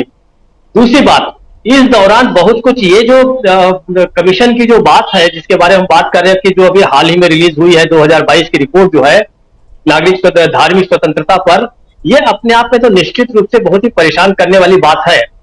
इस बीच इतना कुछ हो चुका है कि एक बहुत ही खराब छवि के साथ जो है वो मोदी जो है जा रहे हैं अमेरिका, एक कमजोर के रूप में भी, और एक कुछ इसमें उनकी छवि जो है बहुत खराब हुई है। राजनेता के रूप में कमजोर से अधिक बात यह है कि वो एक तानाशाह के रूप में, एक निरंकुश शासक के रूप में आए हैं और सारी दुनिया में ये बात हो रही है। इस बीच राहुल गांधी की पिछली यात्रा की बात करें कैम्ब्रिज से जो उन्होंने शुरुआत की थी, उसके बाद जो उन्होंने कहा था कि भारत में राजनीतिक स्वतंत्रता जो है वो लगातार जो है उसका हनन हो रहा है, उसके अब वो प्रमाण लेके जा रहे हैं। वे बताने जा रहे हैं कि जब मैंने आपके कैम्ब्रिज में पिछली विदेश यात्रा में मैंने जो बात की यूके में, उसके कारण मेरे ऊपर क्या क्या हुआ ये सब सारी दुनिया अब जानने लगी है कि किस तरीके से उनका बंगला खाली कराया गया और किस प्रकार से उनकी सांसदी तक चली गई। ये बहुत ही गंभीरता से वहां की जनता लेगी। सरकार जितना लेगी वो तो लेगी ही लेगी, क्योंकि सरकार को बहुत सारी चीजें बैलेंस भी करनी पड़ती है। कई बार ये भी देखना रहता है कि हम उनके आंतरिक मामलों में तो हस्तक्षेप नहीं कर रहे हैं। हालांकि अमेरिका जो है इन चीजों की बहुत ज्यादा परवाह नहीं करता। एक बड़ा देश होने और शक्तिशाली देश होने के कारण वो एक तरह से दुनिया भर में जो बातें हो रही हैं उनके बारे में कहने का हक वो रखता है। तो ये बात तो निश्चित रूप से उठेगी ही। दूसरी बात, वहां की जो जनता है, दो चीजों को अमेरिका बहुत ध्यान से देखता और परखता है हर देश को। पहली बात है स्वतंत्रता और दूसरी बात है समानता। आप याद कीजिए कि कुछ ही समय पहले अमेरिका के दो राज्यों में, सिएटल और उसके पहले कैलिफोर्निया में, भारत में रहने वाले लोग जातिगत आधार पर कोई भेदभाव नहीं होगा, इसका बाकायदे कानून बनाया गया है वहां पर। तो आप, हालांकि वो कानून बहुत छोटे से वर्ग को प्रभावित करता है, इसके बाद भी दो राज्यों ने उसको बहुत गंभीरता से लिया। एक शमा सावंत नाम की महिला थी जो काफी समय पहले वहां पे घरेलू नौकरानी बन के गई, और उसके बाद उसके साथ जो हुआ तो ये उसके आधार पर कानून बना वहां पे। सिएटल और कैलिफोर्निया में तो ये कानून बन चुका है कि जातिगत आधार पर किसी भी तरह का नौकरी में किसी तरह का कोई भेदभाव नहीं किया जाएगा। मेरा कहने का तात्पर्य यह है कि वहां की जनता, वहां की सरकार, वहां की संस्थाएं, वहां की एजेंसियां पूरे दुनिया में जहां कहीं भी नागरिक स्वतंत्रता का हनन होता है और असमानता बढ़ती जाती है नागरिकों के द्वारा, तो उसे बहुत गंभीरता से लेते हैं। मुझे तो ऐसा लगता है कि वहां पर मोदी के खिलाफ प्रदर्शन भी संभावित है। जिस हिसाब से वहां पर बहुत सारी बातें पहुंची हैं, ऐसा नहीं है कि यहां भारत में जो कुछ हो रहा है या दुनिया भर में जो कुछ हो रहा है जाके देश नहीं जानते, सब जानते हैं। आज जो है डिजिटल का जमाना है, सब एक दूसरे को जानते हैं, लेकिन वो प्रत्यक्ष रूप से लोगों से मिलना चाहते हैं, बात करना चाहते हैं। इसलिए जब राहुल गांधी जाएंगे तो राहुल गांधी भारत जोड़ो यात्रा के बाद तो वहां कैम्ब्रिज गए थे, उसका असर जो है वो कर्नाटक के चुनाव की सफलता को लेके जा रहे हैं। उसके बाद उनके साथ जो बर्ताव हुआ है, उनकी जो सांसदी गई है, उनका बंगला खाली कराया गया है, ये सारी बातें वहां पर होंगी। अब दूसरी बात यह है कि राहुल गांधी का जितना कुछ बिगड़ना था वो बिगड़ चुका है, अब उनके पास होने के लिए कुछ भी नहीं है। वो ये जानते हैं कि कैम्ब्रिज जैसी संस्थाओं में या वहां पर अमेरिका जैसी संस्थाओं के सामने कुछ कहे का बहुत व्यापक महत्व होता है, और ये बात निश्चित रूप से हम जानेंगे कि राहुल गांधी अब जो भाषण देने वहां पे जा रहे हैं उससे भारत के अंदर जो कुछ हो रहा है वो सारी की सारी चीजें, उसके बारे में बहुत सवाल जवाब होंगे, बहुत सारी चीजें वहां पर मीडिया में आएगी। यहाँ का मीडिया जो है वो चाहे राहुल गांधी को सेंसर करता हो, अन्य विपक्षी दलों को सेंसर कर देता होगा या अंडर प्ले कर देता होगा, लेकिन अमेरिकन मीडिया के सामने, और अमेरिका में पूरे दुनिया भर का मीडिया है वहां पर, वो मीडिया जो है इन चीजों को प्रसारित करेगा और ये सारी बातें जो है वहां पर जाएंगी। दूसरी बात कि राहुल गांधी जो है निश्चित रूप से जो समानता स्वतंत्रता के साथ ही जुड़ा हुआ है सशक्तिकरण, सामाजिक न्याय, तो सामाजिक न्याय के चैंपियन के रूप में राहुल गांधी उभरे हैं, और जो कांग्रेस है, कांग्रेस भी उसकी सबसे बड़ी कस्टोडियन बनके इसलिए उभरी है क्योंकि कायदे से जिन राजनीतिक दलों से, जिन राजनीतिक संगठनों से सामाजिक न्याय की उम्मीद थी, वे सारे के सारे या तो उस पाले में खड़े हो गए हैं जो सामाजिक अन्याय के पक्ष में है, जो लोगों के सामाजिक न्याय को खत्म कर रहे हैं, जो लोगों की स्वतंत्रता का हनन कर रहे हैं, समाज के अंदर असमानता फैला रहे हैं।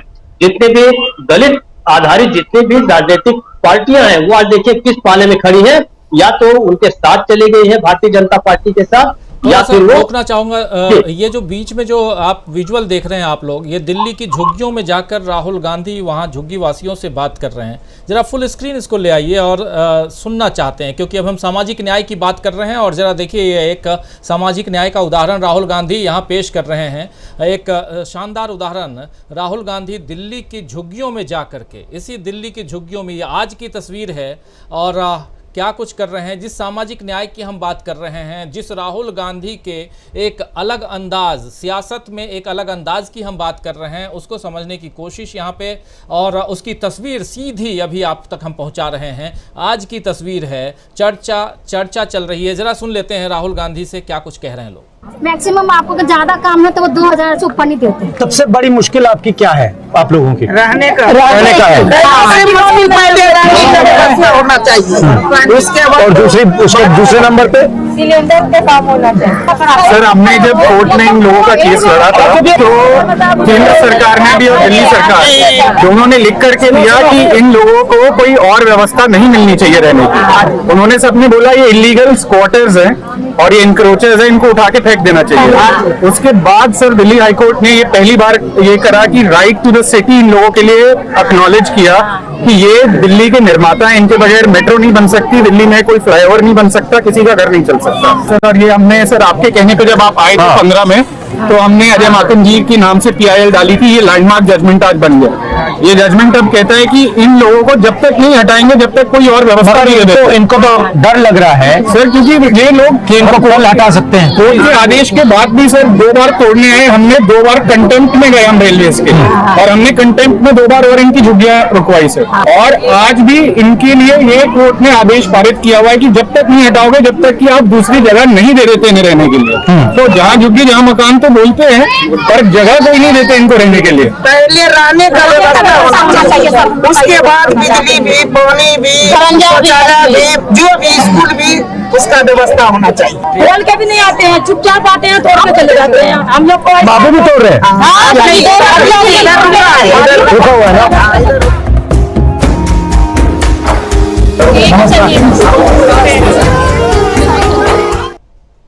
तो सुन रहे थे, देख रहे थे, अभी आप देख रहे हैं राहुल गांधी को, और राहुल गांधी दिल्ली के झुग्गी वासियों के बीच जाकर उनके दुख दर्द को साझा कर रहे हैं। सामाजिक न्याय पर हम चर्चा कर रहे हैं। राहुल गांधी किस तरह की राजनीति कर रहे हैं इस देश में, वो समझने की हम कोशिश कर रहे हैं। क्या एक अलग राजनीति जो है, राजनीति की एक नई धारा, एक नई दिशा राहुल गांधी देने की कोशिश कर रहे हैं, ये हम यहाँ समझने की कोशिश कर रहे हैं। और यहाँ एक जीती जागती एक सच्ची तस्वीर आप सबके सामने आ गई है, और चर्चा हम आगे बढ़ाते हैं।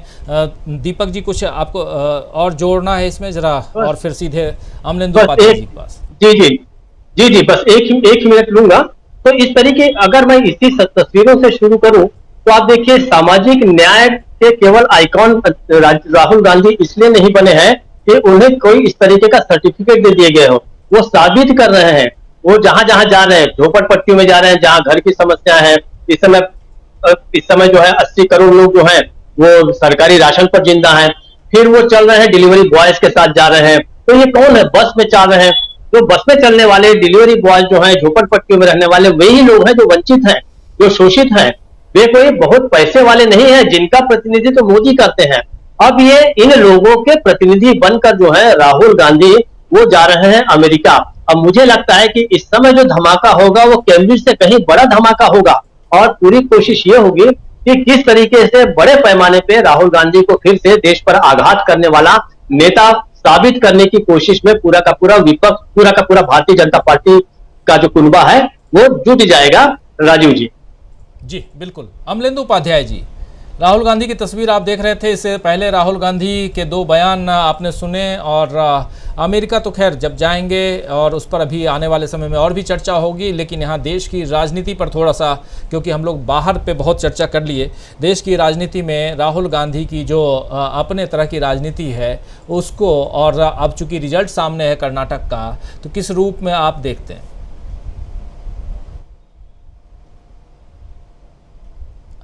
अनम्यूट कर लीजिए, अनम्यूट। कर्नाटक का रिजल्ट तो सामने आ ही गया है, और कर्नाटक के रिजल्ट ने जो बात साबित की है राजीव जी, वो ये साबित की है कि जनता से सीधा कनेक्ट और जनता की समस्याओं पर बात करना वो आज की राजनीति में महत्वपूर्ण हो गया है। और राहुल गांधी जो देश की राजनीति को इस मोड़ पर ले आए हैं कि अब आपको जनता के सवालों की बात करनी पड़ेगी। किसी भी तरीके के फर्जी मुद्दे हिंदू मुसलमान पाकिस्तान बजरंग दल बजरंग बली ये सब नहीं चलेंगे। ये कर्नाटक के चुनाव से साबित हुआ और इसमें बहुत बड़ा योगदान जो है वो राहुल गांधी का है, खासतौर से जो उनकी भारत जोड़ो यात्रा देख ली उसका योगदान है। क्योंकि जिस तरीके से उन्होंने नफरत छोड़ो की बात की और जिस तरीके से भारत को जोड़ने की बात की, जो सामाजिक मुद्दे उठाए और ना सिर्फ मुद्दे उठाए बल्कि उन पर मजबूती के साथ अपनी बात रखी और अपना विजन जो था उस पर क्लियर रखा कि हमारी सोच ये है। तो इसलिए जो है वो इस तरीके से ये चीजें सब सामने आ रही हैं। भारतीय जनता पार्टी की जो कमजोरी आ रही है सामने निकल कर ये आ रही है कि जो भारतीय जनता पार्टी के नेता हैं वो बातें तो करते हैं लेकिन वो कहीं भी जो जमीन पे वो चरितार्थ नहीं करते उन बातों को जो बातें करते हैं। और बातें अब करना भी बंद कर दी है क्योंकि वो जनता के मसलों की बातें होती नहीं है। जो भी बातें होती है वो हिंदुस्तान पाकिस्तान मुसलमान और इन्हीं सब सारी बातें होती हैं उनके पास में। जनता के मसले जो हैं उनकी बातें होती नहीं है। प्रधानमंत्री नरेंद्र मोदी जिस तरीके से जाकर के श्रमिकों के साथ भोजन करते हैं और जिस तरीके से जब दिखाया जाता है कि वो पैर धो रहे हैं जाकर के सफाई कर्मियों के, और जैसा रविकांत जी बता रहे थे कि सफाई कर्मी जो है रोज मारे जा रहे हैं। मतलब एक दिन में जो है शायद अभी आंकड़ा में देख रहा था थोड़े दिन पहले, एक दिन में शायद 4 सफाई कर्मी जो है वो उस गैस चैम्बर जो बन जाते हैं नाले उनमें मारे जाते हैं। तो यानी वो मशीनें नहीं आ सकती हैं, सड़कों की सफाई के लिए मशीनें नहीं आ सकती हैं, लेकिन प्रधानमंत्री के लिए 12,000 करोड़ का जहाज आ सकता है, 8 करोड़ की जो कारें आ सकती हैं। तो ये जो स्थितियां हैं ऐसे में राहुल गांधी जो राजनीति कर रहे हैं, जो राहुल गांधी अब वो चाहे राजनीति कर रहे हो चाहे जनता भी जाकर के वास्तव में समझना चाह रहे हो, मुझे लगता है कि राहुल गांधी में जो इस समय बुद्ध का रूप देखा जा सकता है। गौतम बुद्ध जो थे वो भी इसी तरीके से जाकर के जनता की जो थे वो समस्याएं सुना करते थे। और मिर्जा गालिब का वो क्या शेर है कि वो धड़कर फकीरों का हम भेष गालिब तमाशाए अहले करम देखते हैं। तो राहुल गांधी फकीरों का कोई भेष धारण नहीं कर रहे हैं, क्योंकि फकीरों का भेष धारण करने वाले तो दूसरे लोग हैं जो फकीरों का भेष धारण करके रोज दिन में 5 कपड़े बदलते हैं। राहुल गांधी वाकई में जो जनता की समस्याएं हैं उन पर बात कर रहे हैं। और सामाजिक न्याय जो राजीव जी है वो सिर्फ एक चुनावी नारा भर नहीं है। जिस तरीके से सामाजिक न्याय को सोशल इंजीनियरिंग में बदल दिया गया और ये बताया गया कि द्रौपदी मुर्मू अगर राष्ट्रपति बन जाएंगी तो सारे देश के आदिवासियों का कायाकल्प हो जाएगा, रामनाथ कोविंद अगर राष्ट्रपति तो सारे देश के दलितों का उद्धार हो जाएगा। तो इस सोशल इनके पलट राहुल गांधी जो बातें कर रहे हैं वो वास्तव में वही बातें कर रहे हैं कि सामाजिक न्याय क्यों जरूरी है। और सामाजिक न्याय से भारत के परिप्रेक्ष्य में जरूरी नहीं है, सारी दुनिया में सामाजिक न्याय की बातें होती हैं। जिस अमेरिका में भारतीय जाकर के वहां जाकर झंडा गाड़ते हैं सिलिकॉन वैली में, वहां भी जाकर के जो है वो सामाजिक न्याय लागू होता है, वहां भी आरक्षण है। सारी दुनिया में इस तरह की चीजें हैं। तो यानी कि जो बात उन्होंने कही कि जिसकी जितनी आबादी उसका उतना हक, ये सब ये नहीं है कि सिर्फ आबादी के हिसाब से हक मिले, बल्कि बात जो है मुझे लगता है कि वो सोशलिज्म की जो असली बात है, जो सोशलिज्म का असली मूल मंत्र है वो यही है कि सबको जो है शिक्षा के समान अवसर हो, स्वास्थ्य के समान अवसर हो, रोजगार के समान अवसर हो और किसी के साथ भी जाति धर्म के आधार पर कोई भेदभाव नहीं हो। राहुल गांधी उसी राजनीति को आगे बढ़ा रहे हैं और ना सिर्फ उस राजनीति को आगे बढ़ा रहे हैं बल्कि मजबूती के साथ उन पर काम कर रहे हैं और जो कह रहे हैं उसको साबित करके दिखाने की कोशिशें भी कर रहे हैं। मुझे लगता है कि इसीलिए आकर के जो है भारतीय जनता पार्टी जो यहाँ पे आकर के फेल हो रही है और प्रधानमंत्री नरेंद्र मोदी की आप देखिए कि लय सुरताल जो है वो बिगड़ने लगे हैं। मतलब कर्नाटक के बाद जो आप देखिए आज इतना बड़ा जलसा होना चाहिए था उत्सव जीवी लोगों का, आज 16 मई है और 9 साल जो है पूरे हुए आज के ही दिन प्रधानमंत्री की सरकार को तरह से कहा जाए चुने हुए। मतलब जीत के आए थे पहली बार जो 2014 को, लेकिन उस तरीके से जल से आज देखने को नहीं मिल रहे हैं। क्यों देखने को नहीं मिल रहे हैं उत्सव जीवी लोगों के जल से? ये तो शमशान में बैठ के भी उत्सव मनाने वाले लोग हैं। यानी पिछली बार 2018 में जब कर्नाटक में सरकार बनी भी नहीं थी और बनारस में पुल गिर गया था जिसमें 17 या 18 लोग दब के मर गए थे, हमारे प्रधानमंत्री ठीक उसी समय जश्न मना रहे थे कि अध्यक्ष जी ने बहुत अच्छा काम किया है और भारतीय जनता पार्टी के कार्यकर्ताओं ने बहुत अच्छा काम किया है। आज वो जश्न देखने को क्यों नहीं मिल रहा है? तो क्या आप समझ सकते हैं कि भारतीय जनता पार्टी तय कर चुकी है 2024 में उसको चला ही जाना है। 2024 में जो 16 मई आएगी उसमें ये मौका नहीं मिलेगा कि अगली बार जो है वो मनाया जा सके। मुझको ऐसा लगता है कि चीजें क्रिस्टल क्लियर है, एकदम स्पष्ट तरीके से सामने है और कर्नाटक के जनादेश ने यह साबित किया है कि अब चाहे कोई भी दल हो, उसको जनता के असली सवालों पर बात करनी होगी। जनता के सवालों से आप मुंह नहीं मोड़ सकते हैं। फर्जी मुद्दों के जरिए आप जनता के सवालों को दबा करके देश को बेचने के काम आप नहीं कर सकते हैं। अगर जनता ने आपको जनादेश दिया, आपको अगर 10 साल दिए तो देश की भलाई के लिए दिए थे, देश बेचने के लिए आपको किसी के लिए नहीं दिया। आप देखिए कर्नाटक का रिजल्ट आया और उसके बाद प्रधानमंत्री की जो पहली फोटो आती है वो किसके साथ मुलाकात की जाती है? वॉलमार्ट के सीईओ के साथ। जिस वॉलमार्ट के भारत में आगमन को लेकर के बवाल होता रहा है कि वॉलमार्ट अगर आएगा तो यहाँ के छोटे व्यापारी सब तबाह हो जाएंगे, उस वॉलमार्ट के सीईओ के साथ प्रधानमंत्री की पहली तस्वीर जो है वो जारी होती है कि बहुत अच्छे जो है वो बातचीत हुई है वॉलमार्ट के सीईओ के साथ। आप समझ सकते हैं कि देश किस तरफ जा रहा है। और राहुल गांधी ने कर्नाटक की जीत के बाद जिस क्रोनिक कैपिटलिज्म की बात की, फिर से मतलब मुद्दे पे लौट के उस पे आए जो असली मुद्दा है जिसको लेकर के आगे बढ़ रहे हैं, वो क्रोनिक कैपिटलिज्म का जो अगला चरण है वो वॉलमार्ट का जो प्रवेश होगा भारत में वो होगा। और मुझे लगता है कि राहुल गांधी इस चीज को गंभीरता के साथ समझ चुके हैं राजीव जी। और अमेरिका जाके क्या होगा वो तो होगा ही, जो मेजर स्क्वायर से भाषण होगा राहुल गांधी का, तब ये देखने की वाली चीज होगी कि जो किराए की भीड़ ले जाकर वहां मोदी मोदी करवाया जाता है, उस भीड़ में और राहुल गांधी को सुनने वाले लोगों में क्या अंतर है। ये जो है जब राहुल गांधी में संबोधित करेंगे तब देखा जाएगा राजीव जी। बिल्कुल, अमेरिका में क्या कुछ होगा इस पर तो नज़रें टिकी रहेंगी ही, लेकिन इधर देश में जो कुछ हो रहा है उसमें भी राहुल गांधी राजनीति को जिस दिशा में लेके जाना चाह रहे हैं और आगे बढ़ रहे हैं, उसमें क्या कुछ होने जा रहा है इसको समझ रहे हैं हम। और पहले क्या कुछ हुआ है, कर्नाटक के चुनाव क्या इसके मायने रखते हैं, इसको यहाँ ज़रा समझने की हम कोशिश कर रहे हैं। कल हमने चर्चा की थी और शुरुआत में प्रोफेसर रविकांत जी भी कह रहे थे कि एसटी और एससी के जो कैंडिडेट्स किस पार्टी के कितने जीत के आए हैं, तो आपने देख ही लिया कि एसटी यानी कि जो आदिवासी समाज है उसके लगभग आप देखिए 2023 में 14 सीटें और 2000 में 7 सीटें थी 2018 में, और बीजेपी 2023 में 0 सीटों पर सिमट के रह गई। जेडीएस के खाते में 1 सीट आई, ये एसटी सीट है। 15 सीटें एसटी की, उसमें से 14 सीटें कांग्रेस के खाते में गई हैं, जबकि एससी की अगर हम देखें तो 2018 और 2023 की तुलना अगर करेंगे आप तो 2018 में देखिए 2018 में जहां कांग्रेस को 12 सीटें मिली थी, 2023 में कांग्रेस को 21 सीटें मिली हैं। और बीजेपी को जहां 2018 में 16 सीटें मिली थी, बीजेपी 12 सीटों पर आ गई है। जेडीएस 6 सीटें पहले 2018 में थी, जेडीएस के पास में 3 सीटों पे और अन्य के खाते में 1 भी सीट नहीं। तो एससी और एसटी दोनों का भरोसा कांग्रेस पर बढ़ा है। और यहाँ भरोसा अगर बढ़ा है तो क्या ओबीसी का भरोसा नहीं बढ़ा है? ओबीसी का जिक्र करते हुए ही तो राहुल गांधी ने कहा था कि जिसकी जितनी संख्या उसको उतना हक।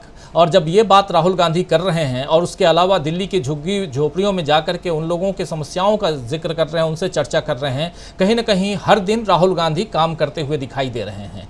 तो क्या एक नई दिशा हम देखने वाले आने वाले समय में भारत की राजनीति में, जहां सामाजिक न्याय की बात हम तो कर ही रहे हैं, उसके अलावा क्या कुछ और हो सकता है, ज़रा हम समझने की कोशिश करते हैं। प्रोफेसर रविकांत जी, एक बार फिर से आना चाहता हूँ आपके पास।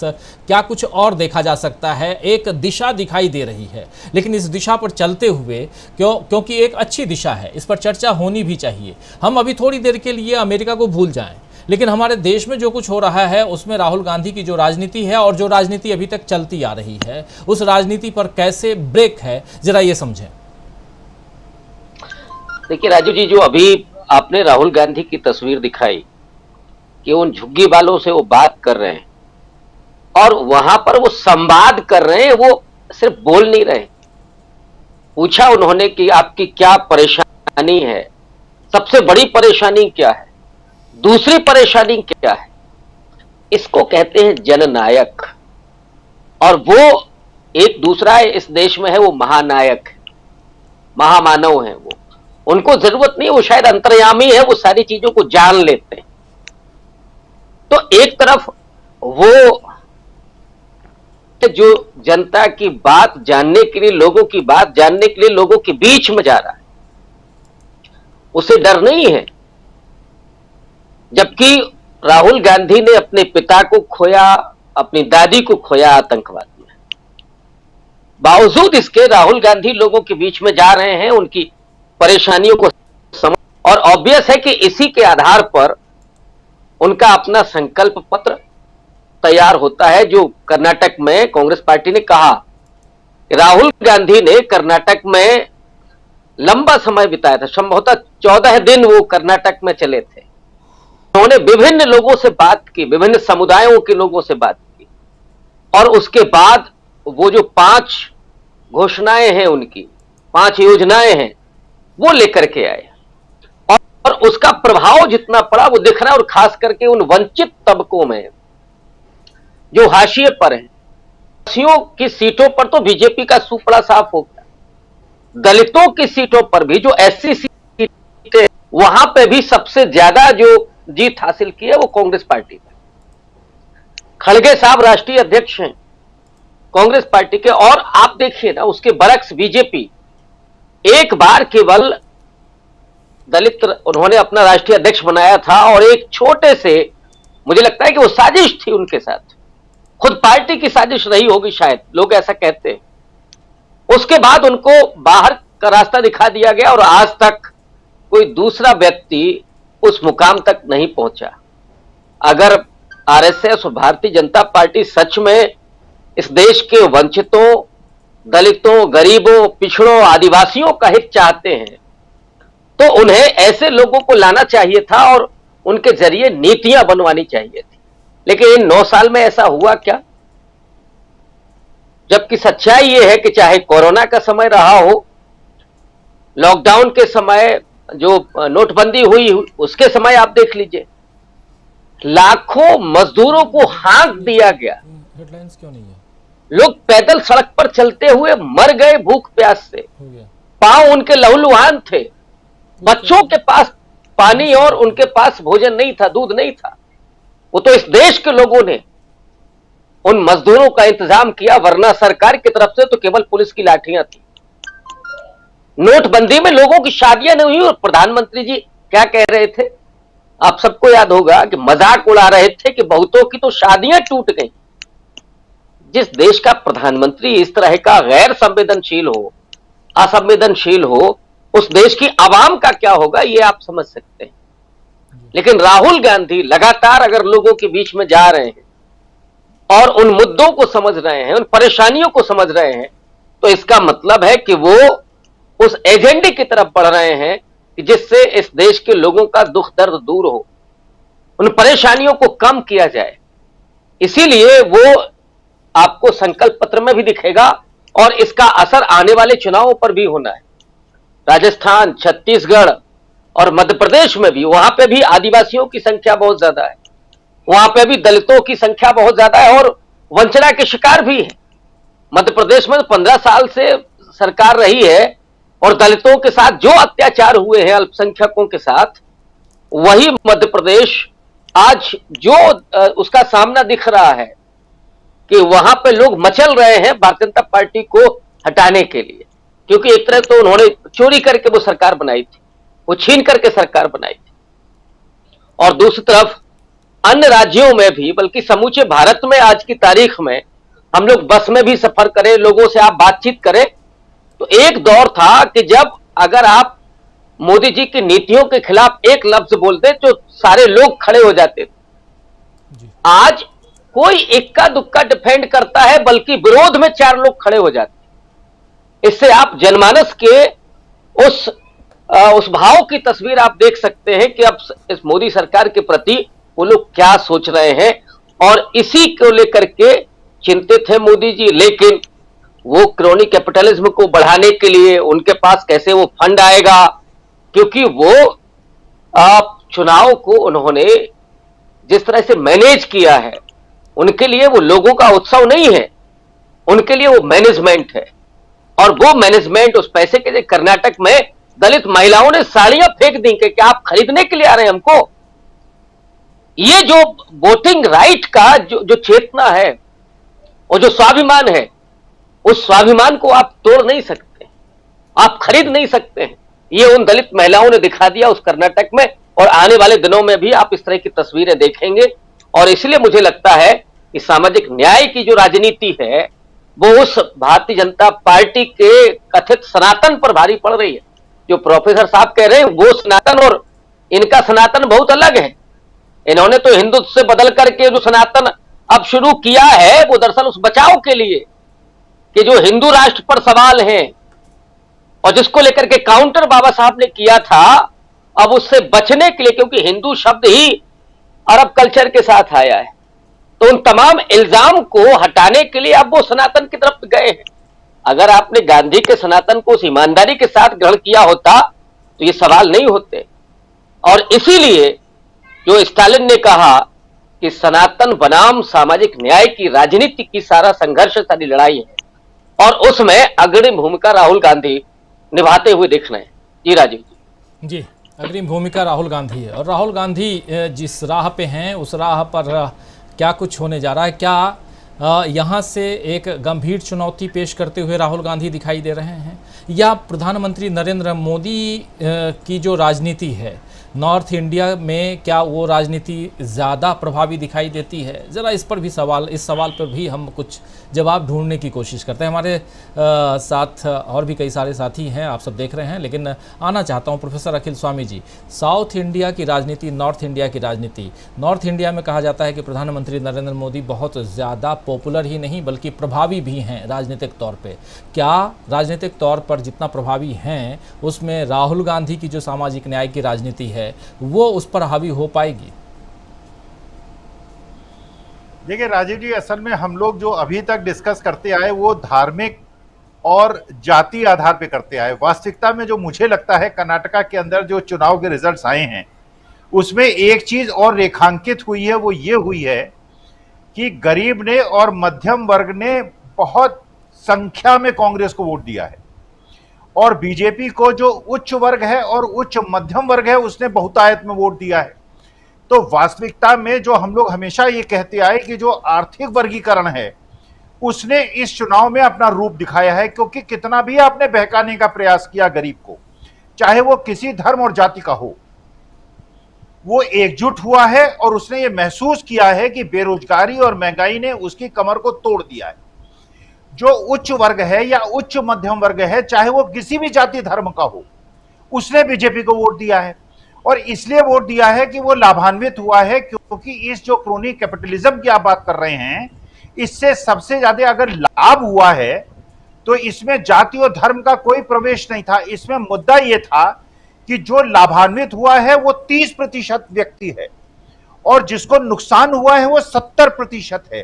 तो वास्तविकता में धर्म और जाति से ऊपर उठकर जिसको भी 1200 रुपए का सिलेंडर खरीदना पड़ रहा है, जिसके घर में भी रोजगार नहीं मिला है, जिसको भी महंगाई का दंश मिल रहा है, जो भी अपने घर में अपने बच्चों को भूखा देखकर बिलख रहा है, उस सबने बीजेपी के खिलाफ वोट दिया है।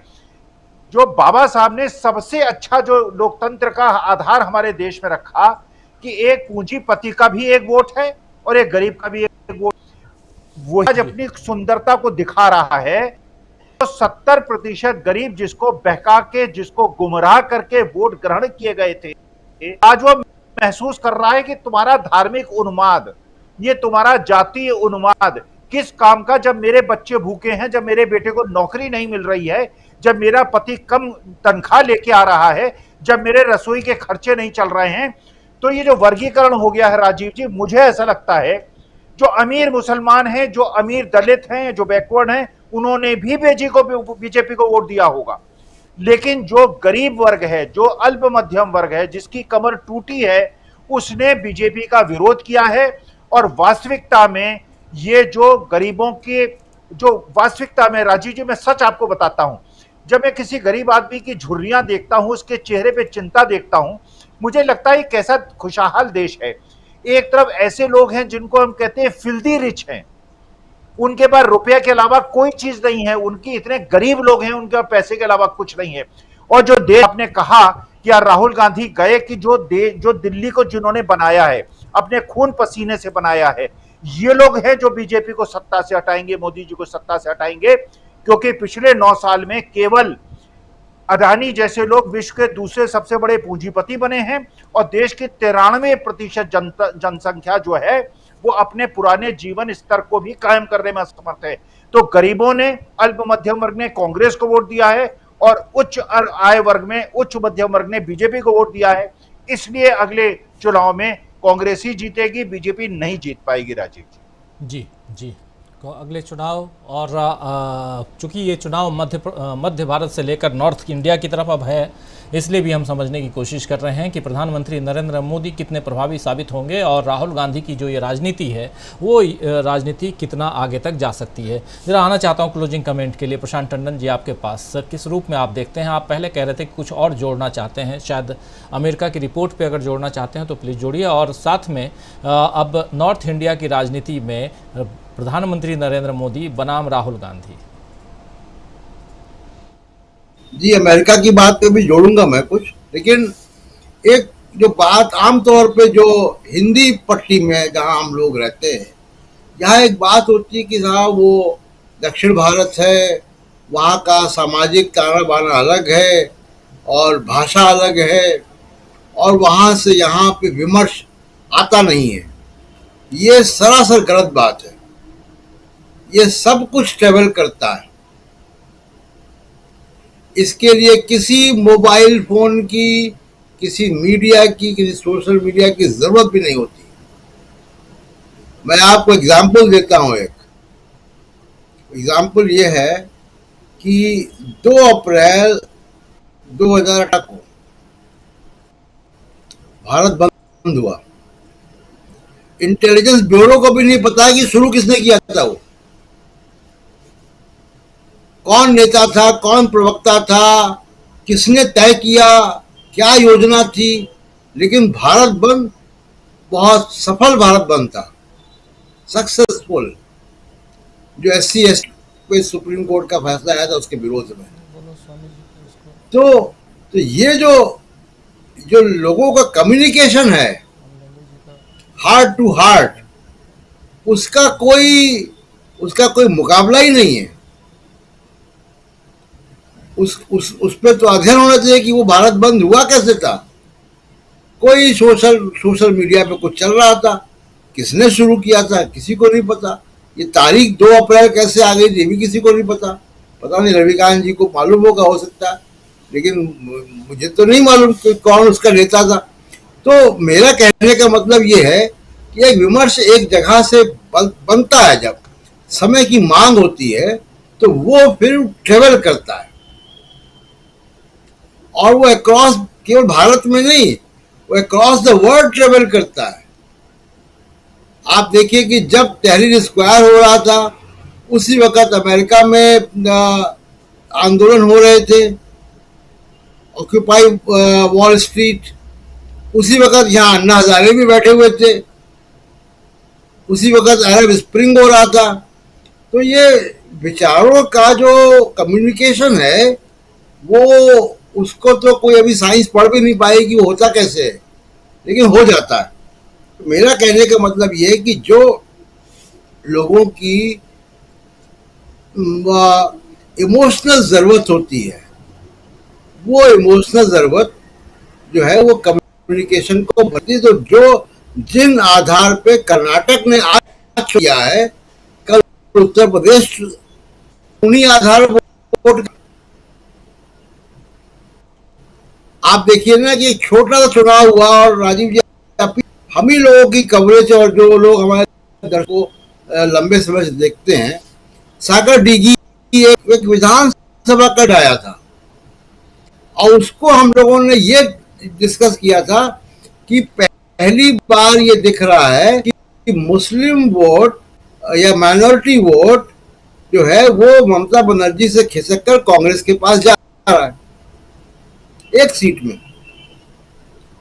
उसके बाद उसी वक्त वहां से कोई 1200-1300 किलोमीटर दूर वही ट्रेंड हमको कस्बा पेट में दिखाई देता महाराष्ट्र में।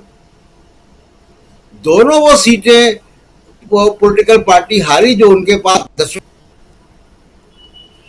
अब ये में दिख रहा है कौन ले गया।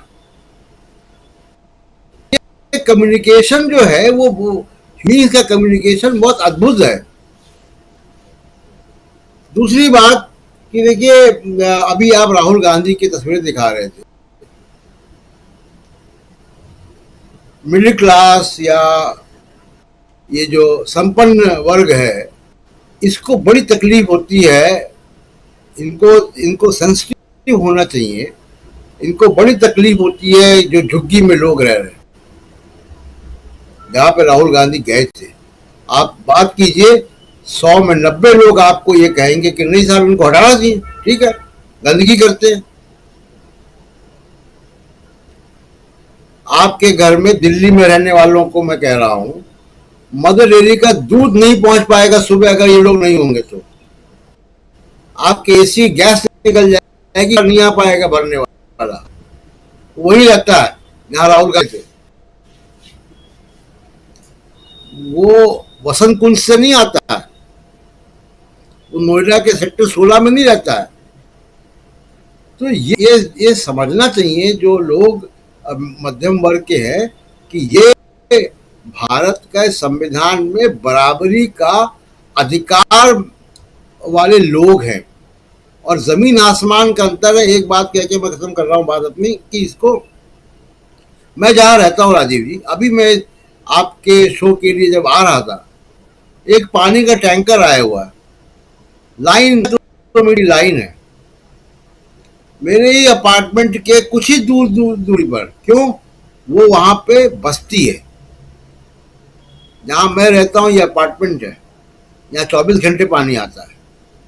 यहाँ की महिलाएं और बच्चे 20 लीटर का बिस्लरी का या वो कैन लेके नहीं खड़े हो लाइन में, या प्लास्टिक की बाल्टियां लेकर। ये 70 साल के जो जिस लिए आजादी की लड़ी गई,